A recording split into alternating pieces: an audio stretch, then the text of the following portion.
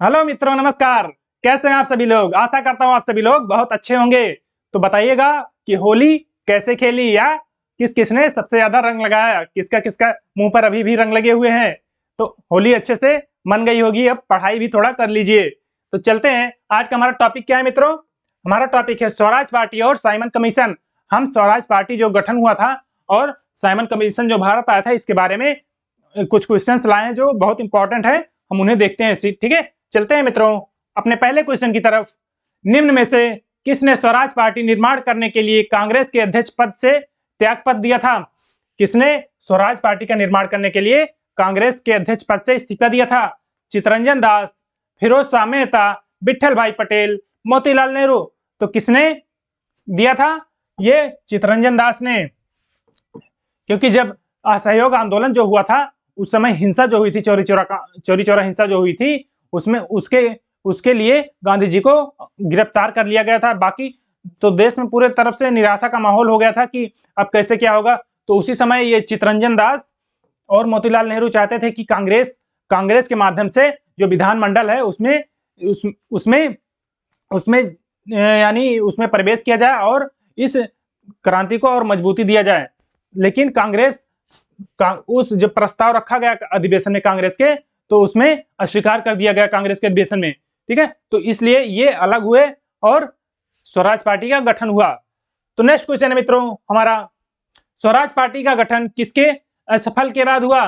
किसके असफलता के बाद स्वराज पार्टी का गठन हुआ? असहयोग आंदोलन के बाद, स्वदेशी आंदोलन, भारत छोड़ो आंदोलन, या इनमें से कोई नहीं? तो किसके कारण हुआ था? अभी अभी बताया कि असहयोग आंदोलन जो 1922 में गांधी जी द्वारा वापस ले लिया गया था, इसी के असफलता के बाद स्वराज पार्टी का गठन हुआ। और स्वदेशी आंदोलन बंगाल विभाजन के बाद 1905 में हुआ था। और भारत छोड़ो आंदोलन 9 अगस्त 1942 में हुआ था। तो इसका राइट ऑप्शन हो जाएगा मित्रों ए।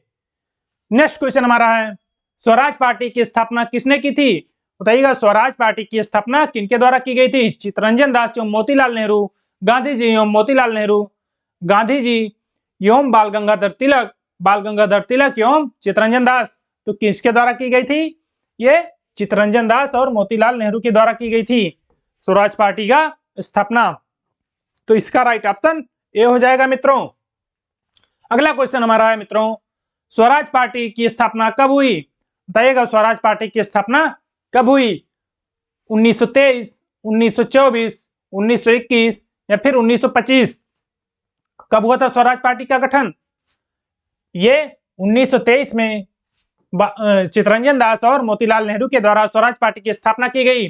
और 1924 में क्या हुआ था? कर्नाटक के बेलगांव में कांग्रेस के प्रथम अध्यक्ष बने थे एकमात्र केवल एक बार, कौन? गांधी जी। और 1925 में सरोजिनी नायडू जी बनी थी महिला अध्यक्ष, ठीक है। तो इसका राइट ऑप्शन ये हो जाएगा मित्रों, 1923 में स्वराज पार्टी की स्थापना हुई थी। अगला क्वेश्चन है हमारा, निम्न में से कौन एक स्वराज पार्टी से संबंधित नहीं था? बताइएगा, इनमें से कौन स्वराज पार्टी से संबंधित नहीं था? डॉक्टर राजेंद्र प्रसाद, चितरंजन दास, एन.सी. केलकर या फिर मोतीलाल नेहरू? तो कौन नहीं थे? मोतीलाल नेहरू और चितरंजन दास तो स्थापना किए थे, एन.सी. केलकर भी संबंधित थे, और ये तो है ही। बाकी जो डॉक्टर राजेंद्र प्रसाद हैं, ये गांधी जी के समर्थक थे, और ये लगभग उन्हीं के विरुद्ध में जाके ये स्वराज पार्टी का गठन हुआ था, तो ये उसमें शामिल नहीं थे, ठीक है। तो इसका राइट ऑप्शन ये हो जाएगा। नेक्स्ट क्वेश्चन है हमारा मित्रों, निम्नलिखित में से कौन देश बंधु के नाम से प्रसिद्ध है? कौन देश बंधु के नाम से प्रसिद्ध है? एनी बेसेंट, चितरंजन दास, चंद्रशेखर या फिर इनमें से कोई नहीं? कौन हो जाएगा? ये चितरंजन दास देश बंधु के नाम से प्रसिद्ध हैं, क्योंकि इन्होंने इंग्लैंड से वकालत की, उसके बाद भारत आए और आंदोलन में काफी सक्रिय रहे। चलते हैं मित्रों नेक्स्ट क्वेश्चन की तरफ। स्वराज आम जनता के लिए होना चाहिए, केवल वर्गों के लिए नहीं। यह प्रसिद्ध सूत्र जो है, स्वराज आम जनता के लिए होना चाहिए, एक विशेष वर्ग के लिए नहीं। ये किसने कहा था? मोतीलाल नेहरू, चितरंजन दास, सी राजगोपालाचारी या फिर गोपीनाथ साहा? तो किनके द्वारा कहा गया था? ये चित्तरंजन दास जी ने कहा था। इन्होंने कहा था कि स्वराज आम जनता के लिए होनी चाहिए। तो इसका राइट ऑप्शन बी हो जाएगा। नेक्स्ट क्वेश्चन है, सेंट्रल लेजिस्लेटिव असेंबली का प्रथम भारतीय अध्यक्ष कौन था? बताइएगा, सेंट्रल लेजिस्लेटिव असेंबली का प्रथम भारतीय अध्यक्ष कौन था? पुरुषोत्तम दास टंडन, विठल भाई पटेल, हरि सिंह गौर या फिर वल्लभ भाई पटेल? कौन थे ये? विठल भाई पटेल, सेंट्रल लेजिस्लेटिव असेंबली का प्रथम भारतीय अध्यक्ष। तो राइट ऑप्शन बी हो जाएगा मित्रों।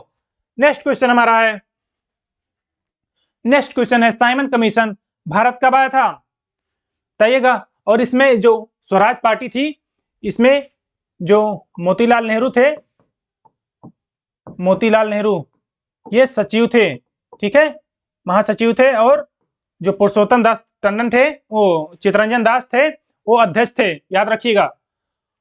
तो साइमन कमीशन भारत कब आया था मित्रों? 1927, 1928, 1930 या फिर 1929?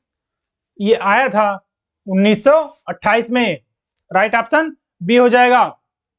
और कहां पे आया था ये? 3 फरवरी 1928 में बंबई में आया था। नेक्स्ट क्वेश्चन है, साइमन आयोग की नियुक्त, साइमन आयोग कब नियुक्त किया गया था? कहिएगा, साइमन आयोग कब नियुक्त किया गया था? 1928, 1927, 1929 या फिर 1930? कब किया गया था? साइमन आयोग 1927 में बना था और 1928 में इसे भारत भेज दिया गया। चलते हैं मित्रों नेक्स्ट क्वेश्चन की तरफ। नेक्स्ट क्वेश्चन हमारा है, साइमन कमीशन भारत किस उद्देश्य से आया था? कहिएगा, साइमन कमीशन भारत किस उद्देश्य से आया था? शिक्षा में सुधार के लिए, प्रशासनिक सुधार पर विचार के लिए, या फिर कृषि क्षेत्र में सुधार के लिए, या फिर सैनिक क्षमता में मूल्यांकन हेतु? क्यों आया था? इसका क्या उद्देश्य था? इसका उद्देश्य प्रशासनिक सुधार पर विचार के लिए, ठीक है, प्रशासनिक सुधार पर विचार करने के लिए। क्योंकि जो 1919 में जो मॉन्टेगू चेम्सफोर्ड सुधार आया था या एक्ट आया था, उसमें ये था कि 10 वर्षों में इसका मूल्यांकन किया जाएगा। ये आयोग का गठन हो सकता है, जिसके के कारण साइमन आयोग का गठन हुआ। लेकिन ये 1929 में होना चाहिए था, 1929 में होना चाहिए था, लेकिन 2 वर्ष पहले 1927 में इस आयोग को गठन कर दिया गया। ठीक है, चलिए मित्रों नेक्स्ट क्वेश्चन हमारा है, निम्नलिखित में से साइमन कमीशन का कौन सा सदस्य उदारवादी दल का था? इनमें से कौन सा सदस्य उदारवादी यानी लिबरल पार्टी का था? एटली, स्टीफन, वाल्स, साइमन या विस्काउंट बर्नहम? तो कौन था वो? साइमन था। ये लिबरल था, लिबरल पार्टी। ओके, उस समय लिबरल पार्टी और लेबर पार्टी, 2 पार्टियां हुआ करती थी। नेक्स्ट क्वेश्चन हमारा है मित्रों, किसके सुझाव पर भारतीयों को साइमन कमीशन से बाहर रखा गया? बताइएगा, किसके सुझाव पर भारतीयों को साइमन कमीशन से बाहर रखा गया था? Lord reading, John Simon, Irwin या फिर चेम्सफोर्ड? तो किसके सुझाव पर हुआ था? ये इरविन के सुझाव पर हुआ था। इरविन के सुझाव पर इसमें किसी भी भारतीय को नहीं रखा गया था। और कितने सदस्य होते थे इसमें? थे 7 सदस्य थे, ठीक है, 7 सदस्य, जिसमें एक भी भारतीय नहीं था। और ये इरविन के कहने पर इसे साइमन कमीशन का श्वेत कमीशन भी कहा जाता था। नेक्स्ट क्वेश्चन हमारा मित्रों, लाला लाजपत राय घायल हुए थे? बताइएगा, लाला लाजपत राय कब घायल हुए थे? रॉलेक्ट एक्ट के विरोध में हुए लाठीचार्ज में, भारत छोड़ो आंदोलन के समय हुए लाठीचार्ज में, या फिर साइमन कमीशन के विरोध में हुए लाठीचार्ज में, या फिर इनमें से कोई नहीं? ये कब घायल हुए थे? ये साइमन कमीशन जब भारत आया था 1928 में, तब इनके ऊपर लाठीचार्ज की गई थी। क्यों की गई थी? क्योंकि इन्होंने साइमन वापस जाओ, साइमन वापस जाओ या साइमन गो बैक का नारा लगाया था, जिसके कारण इनके सर पर लाठियों से प्रहार किया गया, जिसके कारण इनकी बाद में मृत्यु हो गई। और उन्होंने एक नारा भी दिया था कि मेरे ऊपर किए गए लाठियों का एक एक प्रहार ब्रिटिश सरकार के ताबूत की आखिरी कील साबित होगी। ठीक है, तो इसका राइट ऑप्शन क्या हो जाएगा? सी। नेक्स्ट क्वेश्चन हमारा है मित्रों, पंजाब केसरी की उपाधि किसे दी गई थी?